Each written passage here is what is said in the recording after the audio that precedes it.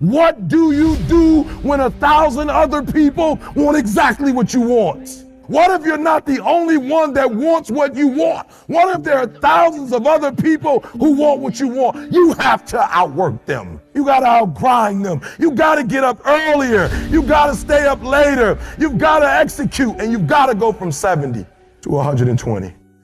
Once something's important to you, it never leaves your mind. If you always dreamt about being a singer-songwriter and you never did it, you will be haunted by that at the age of 70 because it's still right here, stored in the back of your mind. It's something that's meant for you. When things go wrong, they always seem to happen at once, and they just compound on top of each other. And it's pretty easy sometimes to feel beat when you're faced with all those issues and all those problems, and they all hit you at the same time. But let me tell you, that doesn't mean give up. In fact, it means the opposite. It means it's time for you to fight harder, to dig in. It means it's time for you to go on the warpath. We have a factory, a nice governor in our brain, and it's a survival mechanism. It protects us from pain and suffering. We should back off. We should sit down, find something more comfortable. And there's something about the mind. The mind has the tactical advantage over you at all times. At all times of your life, the mind has a tactical advantage over you. Why is that? It knows what you're afraid of. It knows your insecurities. It knows your deep, dark lies.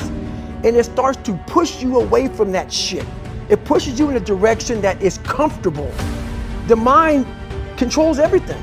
So what I realized was that when I was growing up and I was 300 pounds and I got all fat and I got all insecure, I realized that my mind kept taking me in this direction. When things got uncomfortable for me, when I was facing my insecurities, when I was facing my fears, my mind said, oh no, we have a tactical advantage. We need to get you, separate you from this feeling. This feeling over here, life's all about feelings. We want the happy feeling. We don't want that feeling of this sucks. Why am I here? And you don't have any, so you can't answer those questions, so you leave.